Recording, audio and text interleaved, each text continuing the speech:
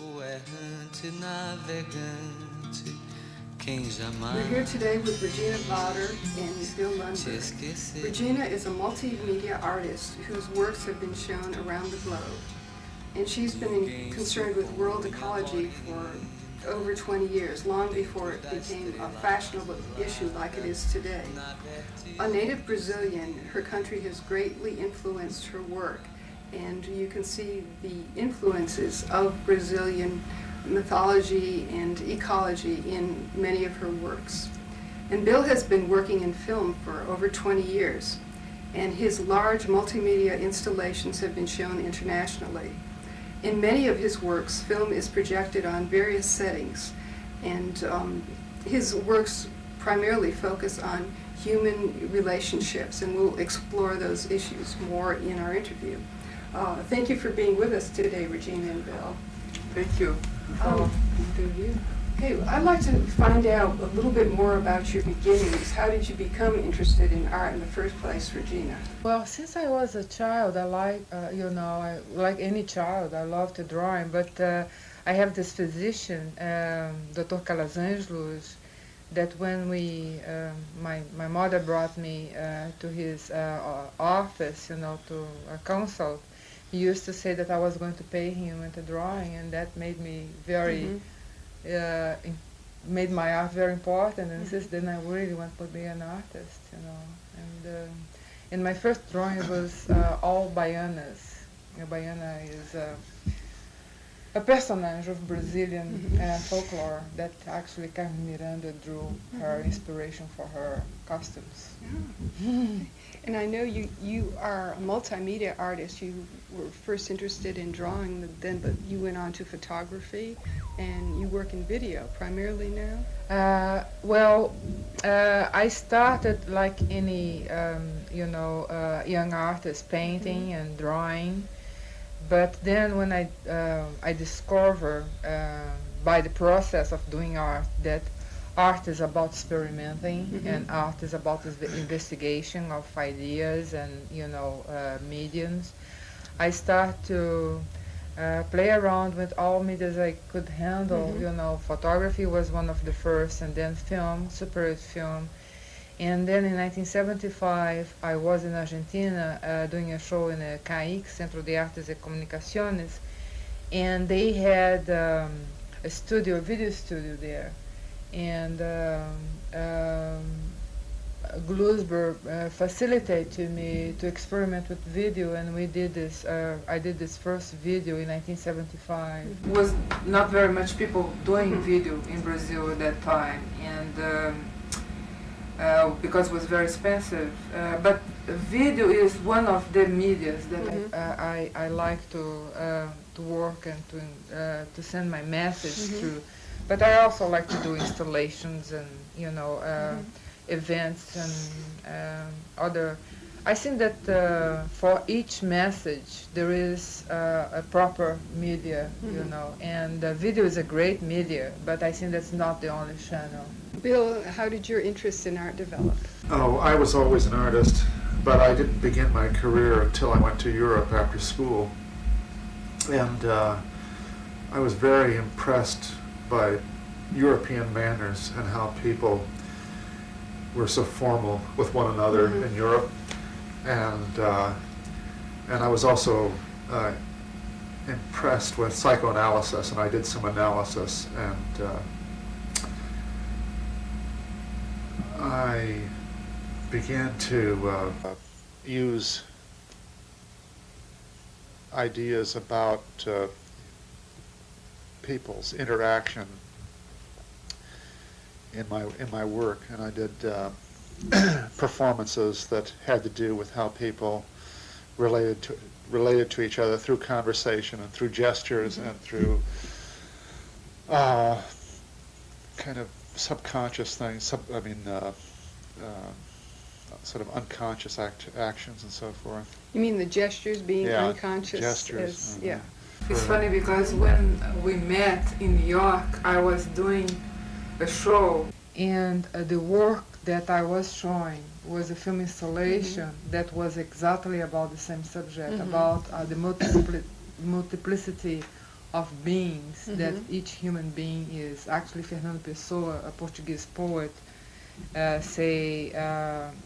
need to say this in Portuguese because for me it's difficult to say in English, but sinto-me como um quarto com múltiplos espelhos, espelhando em cada espelho uma pessoa, assim, I feel like a room with many mirrors, and each mirror there is a person. I'm looking at a different person, and the installation was about many eyes looking at myself, Regina.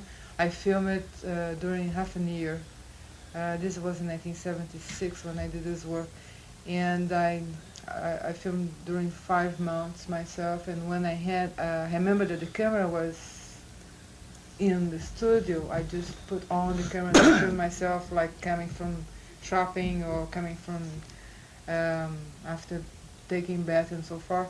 And for me it was very much a work about the investigation of the self, and also about how people are according with the with who you are related. Yes, definitely. You are what another person allows you to be. Actually, Ecologia Clark, a fantastic friend of mine, a fantastic Brazilian artist, she has this phrase, your eye is my mirror, and I think that in this work I actually was very inspired by this phrase, and I think that in Buddhism actually, there is no I, and this idea of I that we have in Western society, is that complicate everything, and actually is the cause of pollution. This problem that we have with the ego, individuality, I think that's very crucial for the problems in the environment that we have nowadays, because we don't feel, we don't work in this earth like partners. We work like competitors. We don't take care of the earth because us. We waste the earth.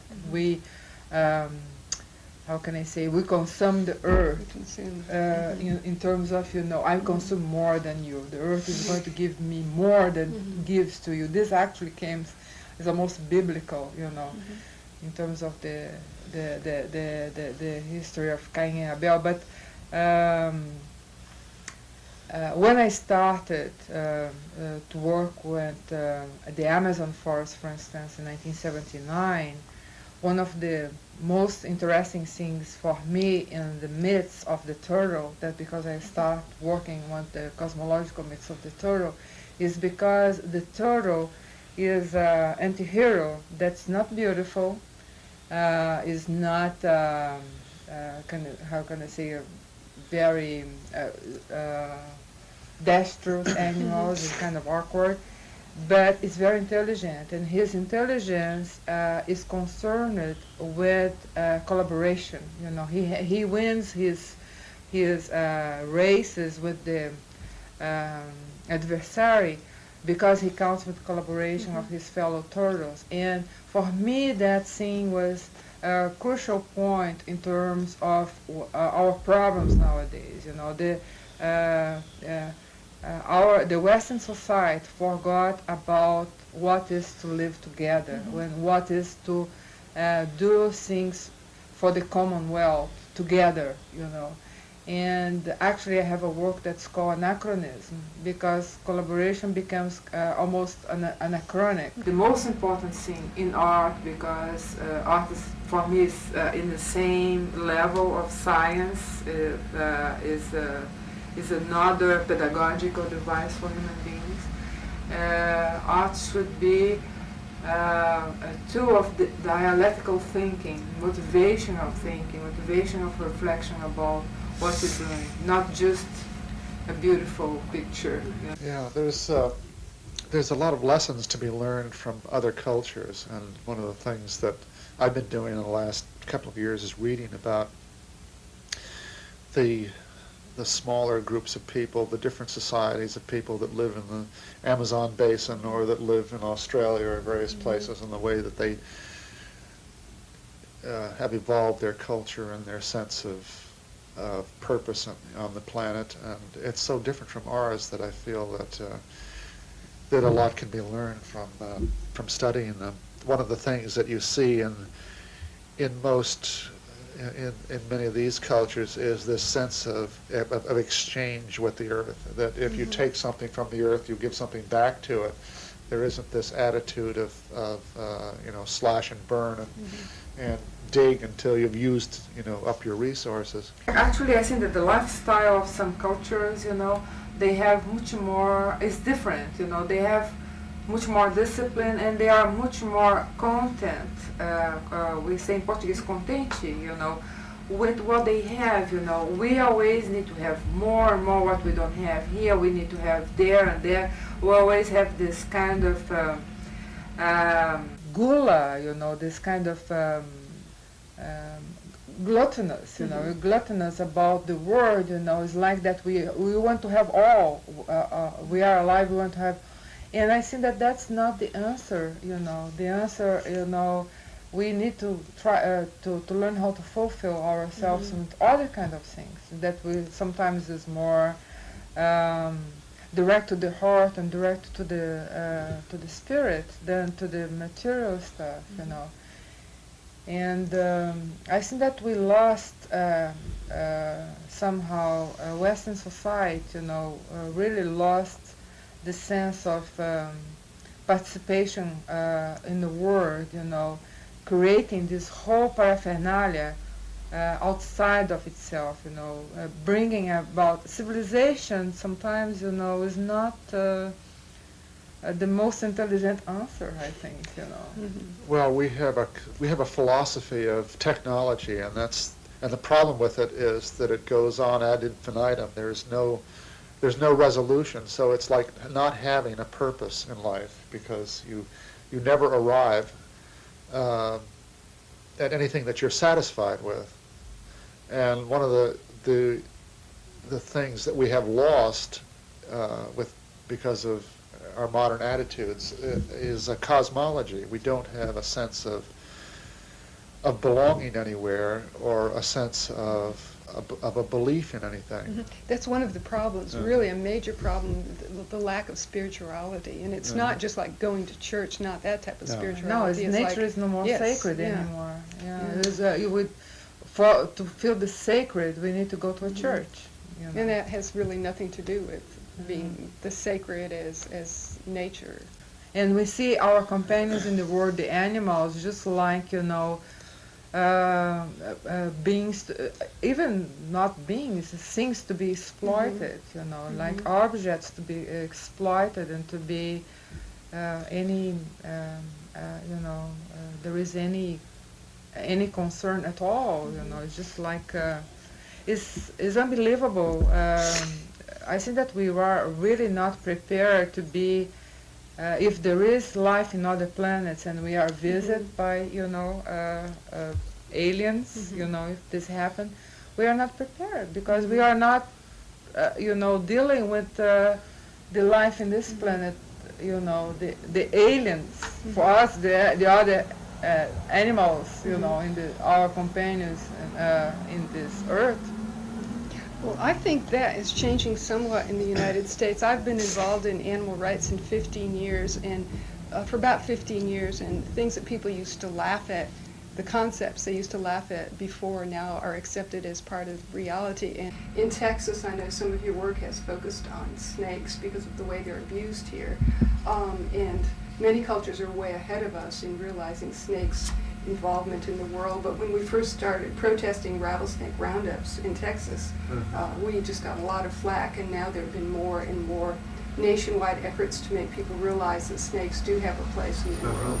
So what is ridiculed now will be, if you keep at it, will be accepted as a part of the way things should be. So that's why art is so important, to help integrate these thoughts into society. No, I completely agree with you, and I think that what happened all about these things, like the Indians, for instance. The Indians in Brazil, not so long ago, they are not recognized like, people, in the Brazilian constitution. And I think that all this is part of incredible ignorance that matches with the intellectual arrogance, because many people that are actually very bright and intelligent, but they have this dust in their eyes, and they become incredibly ignorant. They don't see it. They can't see. It's just about any another issue, about race and about all, and there is no isolated issue. I think that ecology is not a fancy thing that now we need to take care of the earth because it's a fancy issue. No, it's all related. It's related with greed. It's related with social injustice.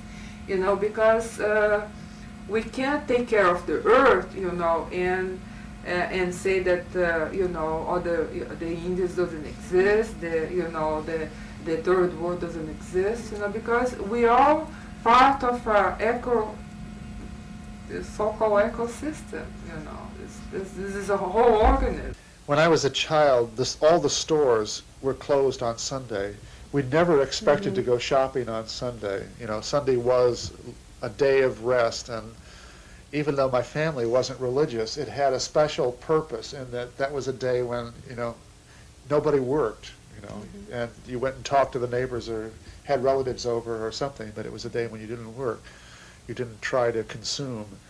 And one of the things that I believe has happened is that now we have a culture where we externalize everything. Fear and desire are continually being externalized, and we no longer really have any internal concerns anymore. I think, I guess you have to be an artist, or you have to be somebody who has to take time to be by themselves in order to appreciate the need for that, possibly. But I think that when you reflect, like for instance the Sybarites, the people that went in retreat, in the early times of, the monks, in any religion, they go and they reflect and they meditate, and then they realize things, and what they realize that the importance of ethics, and I think that bringing art to this frame of things, art deals with aesthetics, and I think that one of the main things about aesthetics is that it has an incredible connection with ethics. If you go back to Greece, actually, the gods, the art depicted the gods, and the gods was a whole group, a pantheon of figures talking about ethics, the ethics that established the ethics of society. We somehow lost contact with that, because we became very kind of focused in the individual and not in the society. About ethics, you're talking about basically the way to live your life, helping the world and not harming it, and being fair and just. Yeah, to have compassion to your fellow human being, and to have compassion to the environment, and to have some, and through that you can acquire self-esteem. Because what I think that this loss of ethics, people lost their self-esteem. They're very cynical, and this loss of self-esteem, anything is okay, and then there is no more compassion for the other. There is no more compassion for the earth, the Mother Earth, and it's an imbalance. It's an imbalancing situation. Some of the films that have been coming out recently, like The Players and some of the Woody Allen movies, actually are dealing with this issue. They're showing that you can be a rotten person and still do fine, but that internally, still, it doesn't seem like the people are right, but you can get away with murder now. And a lot of people are doing it, which is what you're talking about. Yeah, I think that one of the things that we always think about too is in what way art, by making art you are serving culture. I mean, are you educating people through what you make, or are you making your environment more beautiful, or are you reminding people of beauty, or what are you doing with it? I think that I think that when you do art, when you start doing art, you know, one of the first things that you feel, urge that you feel, and you feel that for all your life, is that you need to share that sentiment of the world with people. When we look for purposes of art, it seems to me that one of them ought to be to deal with one of them necessarily is to deal with the psychic forces in ourselves and also in our society. And the psychic forces, unfortunately, in our culture, we don't have a shared understanding of what we're doing. So artists find very interesting issues in the culture and in their own, psyche, but these things are misunderstood and not communicated to the culture at large because nobody understands the code. And unfortunately, the code is very complicated because it's still in the process, in terms of art, it's still in the process of being developed. Because art is delivering the message at the same time that it's experimenting and inventing the two. It's not, because if you just use the two as an illustration, you just like doing a vignette of what like somebody illustrating a book. But if you're doing really developing, if you're developing your techniques while you're trying to give a message, and that's what's hard for some people to understand if it's something a new medium. It's not only sometimes not even developing your techniques. It's it's actually much more a theory. It's we've been going through a very intense development of theory since the 1920s, or earlier actually, but very much since the 1920s, but it's hard to communicate this to a general public because it is an ongoing thing. You're inventing new modes of communication. It's just actually there is a phrase of Koros, I think, that he says you can't provoke a revolution or reform, with a tired discourse. Você não pode mudar uma situação, você não pode fazer uma revolução, uma reforma com discursos cansados. And this is, I think that this is the something important in terms of art, art, because if you doing the old thing over and over again, it's just going to be just like a saturated landscape that people pass and don't pay attention to. One of the misunderstandings that the public seems to have about art is that art is supposed to be beautiful and affirmative, and art is often very critical of people and society, and necessarily so because this is a society in conflict, and as individuals in such a society, we are all conflicted. We all have pressures to deal with that are deep and substantial. In some cultures, they have very formal ways of dealing with this. The Ecologia in Brazil have a way of, they recognize the toxic elements in their environment, and they weave these elements into their art. And their art, which they don't have a word for, is always about accepting the negative things in life and combining them with the positive things. And these are, they deal with this on a daily basis, and they recognize it. We don't seem to want to do that. And when an artist does this, it often shocks people. And because this, I think that this denial, I think, comes along with a lot of hypocrisy that we have in society nowadays. Because, people are committing the most incredible crimes against the other, against the environment and so forth.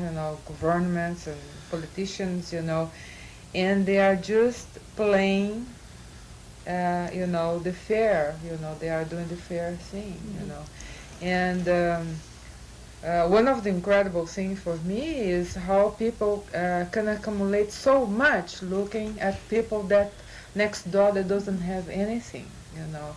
This imbalance that is provided by this hypocritical situation of the heart, you know, is one of the problems that we have in this planet. You know? Art that throws us back to society sometimes is condemned because people don't want to see themselves in the mirror. And art is a mirror of society. You know, art should be the mirror of society. One of the other misunderstandings about art too is, and this is kind of important because we have reached an age where we are dealing with a lot of symbolic language, especially in science and art also. People mistake art for a representation, and good art rarely is representation. Art functions metaphorically and through symbols. Yeah, and art through is poetry. allegory and so forth. And it's important to understand that. Once you understand that, it makes it much more easy to understand what you're experiencing with a work of art. I think that this mode of commercializing everything, that we are in the marketplace, you know, we are not more in the poetic arena, we are in the marketplace. And in the marketplace, everything needs to be very specific, you know. And then we forgot about the language of the soul, and the language of the soul is not specific. Intuition is something that deals with poetry, deals with metaphors. Intuition is not something that is something that comes in waves. For instance, when I give classes, I always try to develop in my students the taste of reading poetry, because to come back to that kind of connection with how everything is so symbolic, you know, everything is an echo of something else. You know. But with our modern society, one of the problems is many people are very unhappy with what they're doing with their lives, and rather than doing something about it, they kind of deaden themselves, and they'll come home at night after work and just watch TV and drink a couple beers, and they really will never take the time that you talked about, taking the time to think about how they're living their lives and if they want to continue in that direction. And they really will never take the time that you talked about, taking the time to think about how they're living their lives and if they want to continue in that direction. They rather deaden their senses, so they aren't open to any of the art or any of the other ideas that they should be exploring. Because we are a society of lazy people, you know, although we work a lot, you know, but it's another kind of work, you know. We are a society of lazy people and a society of takers, you know. We came here just to enjoy, to take, but not to give back. Not to be partners, not to, and to participate and to be partners takes much more effort. Regina, when did your work start to relate to ecology? It's interesting that my first installation that I did in 1970 was called Mago, Ocean, or Magician, that was done on the beach in Rio. Was a very precarious work. And I see in that work the three directions that my art took. First, I did this work was an altar for two Afro-Brazilian deities, and this altar was done with garbage, all the garbage that came from the beach, you know, all the leftovers. That not everything was garbage. Something was natural, like seaweeds and so forth. But you know, besides the seaweeds, also you know, bottles and things that people left. And this dealing with the Afro-Brazilian deities, that's very constant as my work comes together also with my connection with the Amazonian mythology. I'm very together with our roots, our native roots, you know. My work is very much connected with the movement, very important in Brazil, that was the anthropophagic movement, that was like to be looking to European culture through Brazilian eyes, through Brazilian roots. And another thing is using precarious elements, not an art that's going to last forever, not an art that is going to be sold, for fancy prices, but an art that deals with any element in terms of communication, And this dealing, the aesthetics of precariousness also, I feel very much in Brazil, like Elite I think that he was doing much before the Arte Povera in Italy. He was dealing with this kind of precariousness. Galbe Rocha, when he did his Cinema Novo, he was dealing with precariousness, And I think that I'm following a Brazilian tradition in that respect. But it was not, when I dealt with the garbage in a beach, was not the first thing that I had in mind was ecology, but was underneath the problem. Actually, I came back to work with garbage in New York. When I first arrived in New York in 1973, I did a work about luxo lixo. That actually, one of the things that is going to be distributed in the summer, I'm looking for you think they have the work that I developed there, that I shown in Venice Biennial in 1976, was a work inspired by a poem, a concrete poet of Augusto de Campos, a concrete poet, that was luxo lixo. Luxo is luxury and lixo is garbage. You only change one word, one letter, and the meaning becomes completely different. Yeah. And actually, this is my participation in the Earth Summit. This is going to be distributed like thousands of this in the celebrations organized by Márcio Milão. And here you see xoxo, luxo, lixo, mata terra, go, luxury garbage kills the earth. Here, of course, is much more conscious, but when I started was not so much, but I think that the work actually teaches you, the work brings you a conscience. I think that's what's great about art, because art provides you a certain growth. After dealing with the garbage and the luxury and so forth, that I'm coming back here through this, I work with Amazonian myths, very much because I was concerned about the element of time, and I want to get closer to mythology, to my roots in Brazil, to explain time. And then I started to be concerned about the ecology of that area. That was in 1979 when I started those works. But this flank of ecology is not that I just let's be an ecological art, let's be a feminist artist. I think that we are all those things, and I think that is important. Is not to agitating a flag because it's in fashion. It's just to be concerned about issues. And the Tibetan philosophy, there is an attitude. There is actually a philosophy that says that you need to be not only with compassion, to be a compassionate person. You need to go beyond compassion. You need to go beyond generosity. What that means is, we generally act so.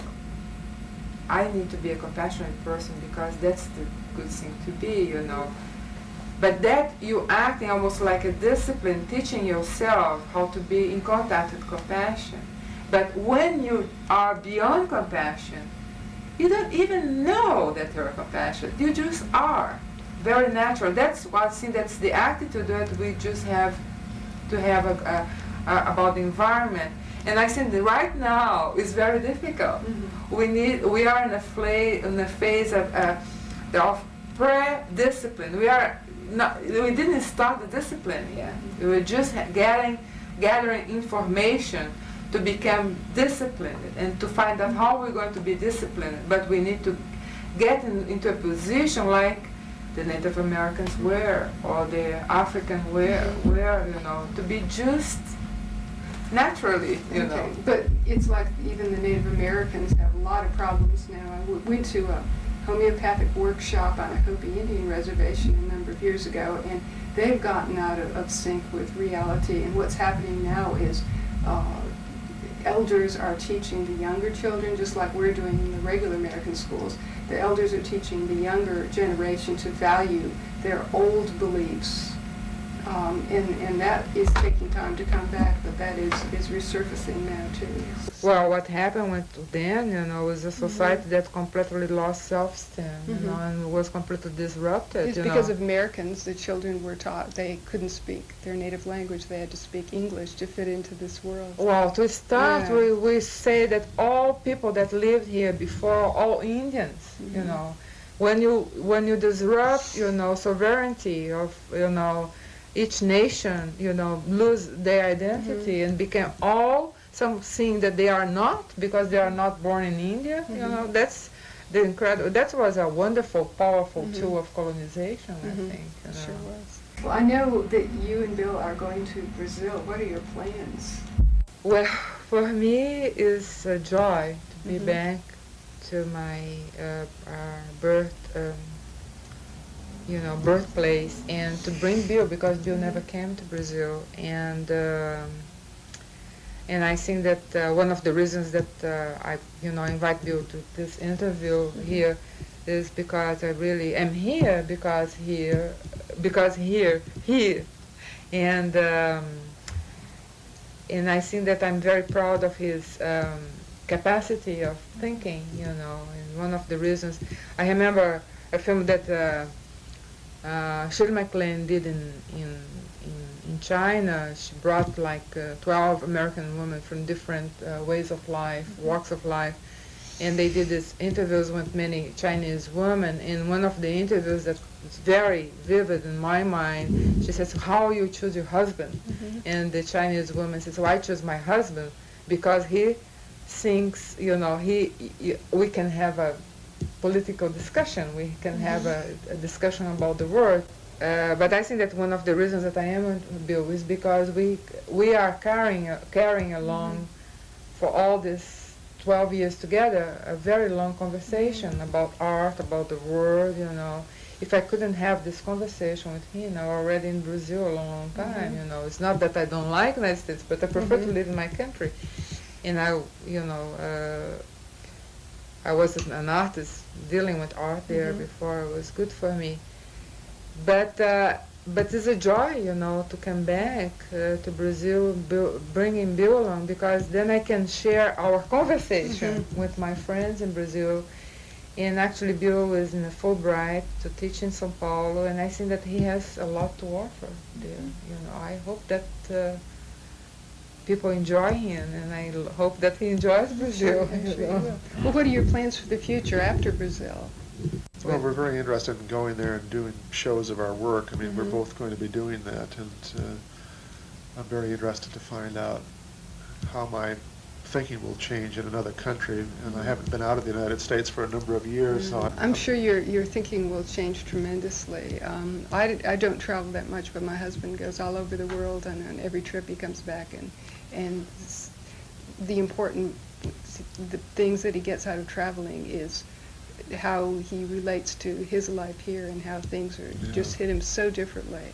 And it's not touristy type things, it's just basic living, how people live differently in different countries. So I'm sure well, for me it was extremely important to come here. You know, I think that, you know,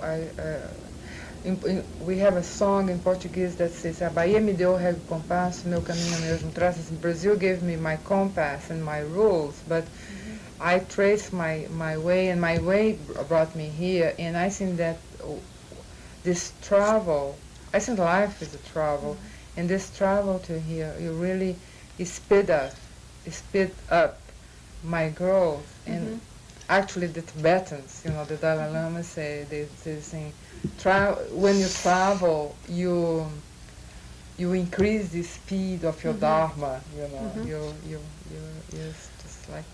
Well, it's wonderful to be in another country and to be in another language and to understand enough of the other language so that you understand also how another people can't understand life in a slightly different way from your own, and inevitably that's true.